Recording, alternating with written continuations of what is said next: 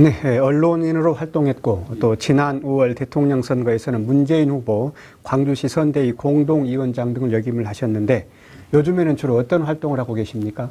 요즘 사단법인 세법포럼 상임대표로 활동하고 있습니다. 세법포럼은 지역 발전, 지역 현안에 대한 토론, 또 대안을 제시하는 그러한 단체입니다.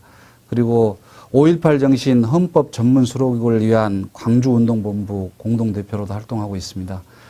그리고 남북 교류 협력을 위한 우리민족 서로돕기 운동 이사 등등 이제 사회활동 관련한 사회단체 활동을 많이 하고 있습니다. 지방자치가 도입된 지 20여 년이 넘었습니다. 또 나름대로 정착됐다 이런 견해도 있지만 또 일부에서는 자치구 의회를 광역단체에 통합하자 이런 의견도 나오고 있는데요. 조성철 대표께서 생각하는 지방자치의 문제점이나 개선점이 있다면 무엇이라고 생각하십니까?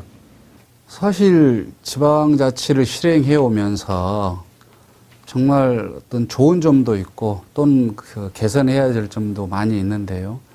1차적으로는 그 지역민들과 같이 직접 민주주의를 실현해낼 수 있는 골목 정치를 많이 만들어냈다는 거.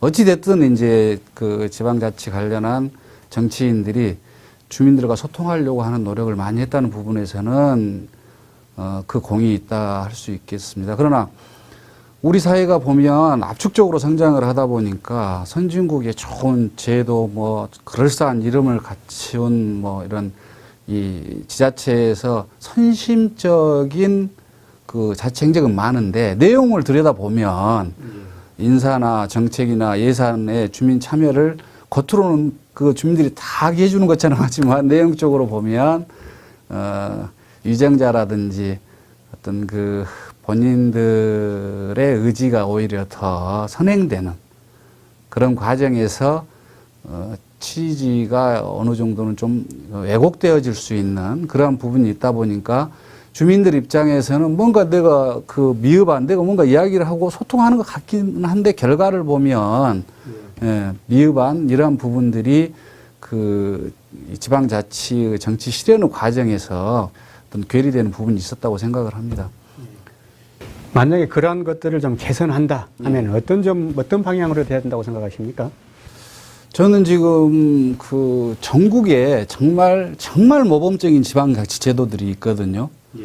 인사 문제도 지금은 예전에 뭐 초기에 뭐 다면평가 등 뭐 이름은 그럴싸한데 얼마든지 단체장이 애곡시킬 수 있는 구조가 있는데 지금은 주요 보직자에 대한 직원들 투표제를 통해서 인사를 한다거나 동장도 지역 주민들이 직접 투표를 해서 동장을 뽑는다거나 그런 그 좋은 모범이 되고 또 왜곡되지 않는 제도들도 있다고 생각을 합니다. 그래서 그런 부분을 적극적으로 좀 그 도입을 하고 그리고 또 이제 무엇보다도 그 운영하는 과정에서 좀 전에도 말씀드렸다시피 내용이나 정확한 그 이름에 걸맞는 제도를 실현하는 그 이 단체장의 의지, 예. 그걸 좀 보여드리고 정말 남구가 그런 부분에서 한번 모범을 만들어서 다른 지자체가 한번 따라 배울 수 있도록. 사실 조 대표께서는 오래전부터 시민활동도 해왔고 또 정치에도 많이 관심을 가졌던 것으로 알고 있습니다. 이런 과정에서 나름대로 정치 철학이 있다면 어떻게 소개하실 수 있을까요? 저는 이제 대학원을 졸업하고 경실련에서 상근자로 활동을 했고 2000년부터 올 초까지는 이제 오마이뉴스에 근무를 했는데요. 솔직히 저는 이제 제 성향이 보수보다는 좀 진보 그리고 좀 개혁적인 그러한 정치적인 뭐 철학을 가지고 있다고 저는 생각을 합니다. 지금 이제 국회나 중앙 정치를 보면 대의제 민주주의라는 것이 참 그 한번 뽑아놓고 4년 동안 애가 타는 경우도 많이 있거든요. 근데 이제 우리가 정말 그 지방자치는 직접 민주주의를 실현하는 그런 그 이 민주적 정치 행태의 기본이 되는데 이걸 잘 꾸려내서 이런 것들이 기반이 되고 또 주민과 직접 소통하는 그런 그 민주주의 정치 활동들을 통해서 뭔가 좀 장기적 측면에서 우리 사회에서 단기적으로 압축적인 성장하는 과정에서 왜곡되는 민주주의 제도라든지 정치 행태를 지방자치가 극복해낼 수 있는 그러한 이 정치 활동이다. 그리고 그런 중요한 우리 사회의 기본이 되는 정치 제도이다. 이런 생각을 갖고 있습니다. 그래서 지금 이제 내년에 지방자치 선거가 있습니다만은 그 지방자치에서 활동하는 풀뿌리 민주주의 그 정치인들이 정말 그 작은 정치, 소소한 정치를 작게 생각하지 않고 우리 사회의 그 큰 정치 또는 민주주의 제도 정치 발전에 큰 역할을 한다. 그러한 정치 철학을 가지고 내년에 임하고 또 당선이 됐을 때 그러한 활동을 해준다면 정말 의미가 있고, 무엇보다 중요한 것은 본인이 되고 나서도 주민들과 국민들과 소통하는 정치 리더십, 정치 철학이 필요하다고 생각을 합니다. 그 소통하지 않고 또는 괴리된 정치가 결국은 한번 뽑아놓고 4년씩 괴로워하는 국민의 어떤 그 악순환이 반복이 되는데요.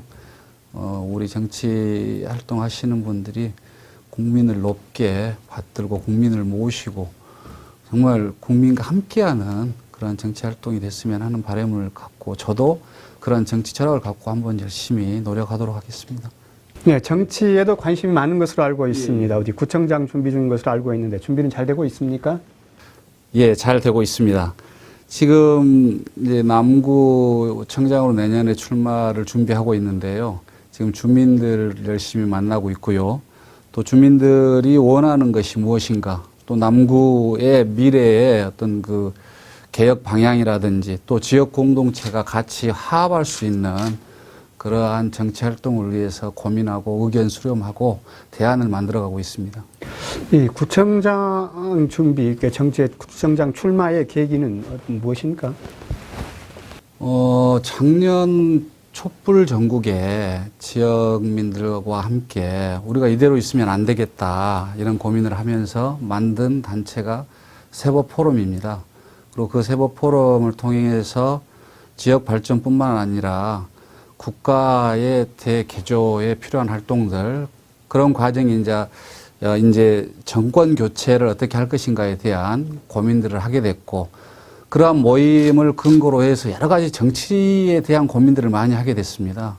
그리고 거기 내부에 모였던 다양한 우리 그 광주 시민들이 그 당시에, 작년 그 당시에 내년에 그러면 뭐 지방자치라는 중요한 정치적 일정이 있는데 이건 또 어떻게 해볼 것인가 같이 논의하는 과정에서 그러면 지방자치 발전이라든지 지역 발전에 대해서 뭔가 후보자를 내서 활동을 해보자 하는 차원에서 같이 고민하는 결과 뭐 부족한 제가 한번 정치 일선에 나서는 그러한 계기가 됐고, 저 자신도 지역 발전을 위해 그동안 제가 살아왔던 모든 것을 한번 바쳐서 최선을 다해보는 그러한 그 결단을 하게 된 것입니다. 예. 조 대표께서 생각하는 남구의 경쟁력, 경쟁력은 무엇이고 또 개선점이 있다면 어떤 점을 꼽을 수 있을까요? 지금 남구는 동쪽으로 그 문화수도와 관련된 아시아 문화전당이 있고요. 서쪽으로는 그 국책사업인 그 혁신도시 관련한 이 사업이 양축으로 진행이 되고 있습니다. 우리 문재인 대통령께서는 애초에 노무현 대통령께서 그림을 그려놨던 문화수도 관련한 그 사업에 대해서 많은 예산, 조직을 투여해서 원래의 사업 취지에 맞게 그 정책을 실현시키겠다는 말씀을 지난 대선 과정에서 말씀하셨고, 혁신도시도 정말 지역의 균형 발전을 할 수 있도록 많은 한전의 계열사라든지 또 광주와 연관된 그 에너지 밸리 관련한 사업을 적극적으로 또 지지하겠다고 하셨습니다. 그 중간에 우리 남구가 끼어 있습니다. 그래서 그 혁신도시와 관련해서 남구 대촌 쪽에 그 에너지 밸리 산업단지 또는 배후도시 이렇게 그러한 것들을 조성해 나가는 부분과 문화도시 관련한 아시아 문화전당과 연계된 양림동이라든지 대촌동 문화전승 관련한 사업들을 좀 그 적극적으로 추진한다면 남구의 어떤 그 경쟁력을 살려서 남구가 발전하는 계기를 만들 수 있다고 생각을 합니다. 예, 오늘 말씀 감사합니다. 감사합니다.